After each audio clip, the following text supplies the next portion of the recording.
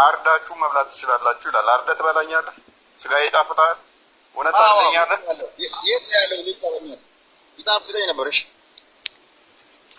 ያው ከፍቶልሃል። ወሸሽ አርደህ መብላት እንደማስቀምጡ ወሸሽ ተደብቀህ የት ተደብቀህ ነው ያለው? ግማታ የት ነው ያለው? ግማታ ማለት ምን ማለት ነው? ያለበት ነው። ወይ ግማታ ማለት ምን ማለት ነው? ነብዬ ለምሳሌ አንተ ቆይ ተረጋጋ። ነብይ ተቅማጥ ተይዞ ሽንት ቤት ገባ። ተቅማጥ ዞት ሽንት ቤት ገብቶ በነበረበት ሰዓት ሽንት ቤት ሲወጣ ተቅማጥ ዞት ነው ያልኳችሁ ሊተራሊ። ከዛ ያ ነብይ አትታጠብም እንደ ሲሉት እኔ ታዘዝኩት ለጸሎት ሰዓት ብቻ እንድንታጠብ ነው፣ ስለዚህ አልታጠብም ብሏል። የታዘዝኩት መታጠብን ለጸሎት ሰዓት ብቻ ነው ብሏል። ተቅማጥ ዞት ነብይ ቀዝኖ ምግብ ውሃ እናምጣልህ ሲሉት እኔ የታዘዝኩት ጸሎት ለማድረግ ብቻ ነው መታጠብን የታዘዝኩት ብሎ ያስተማረ ነብይ እኮ የምትከተለው። ተረጋጋ።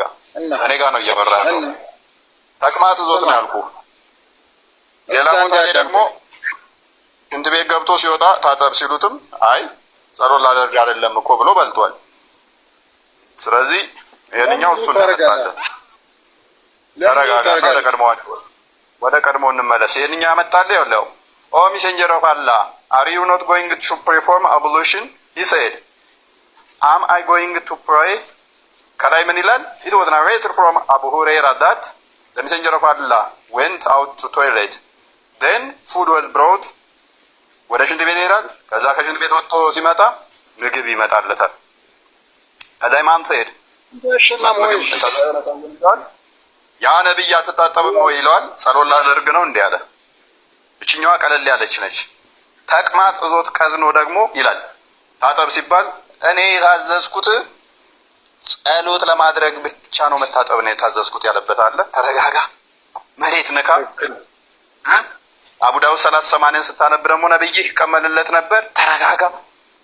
እሱ እየተቀመለለ ለጓደኞቹ ለዘመዶቹ ደግሞ ለቅማል በግረዱ ላመረዱ ብሎ ያስተማረ ነብይ ስለሆነ ስለ ንጽህና ታውራ። ሱራ 908 ላይ ተፍሲር ኢብን ከሲር መታጠብን ከመጽሐፉ ሰዎች የተማርነው ብሏልና ተረጋጋ። ቆይ መታጠብን ከክርስቲያኖች ነው የተማርነው ብሏልና ግማታን ብለህ ደግመህ እንዳትሳደብ።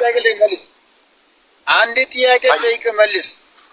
ጠይቅ አይደለም በድሮ አንተ ኢየሱስና መርየም ፎቶዋቸው ከየት አግኝተው ነው? አሁን በድሮ ሰዓት ፎቶ አለ እንዴ?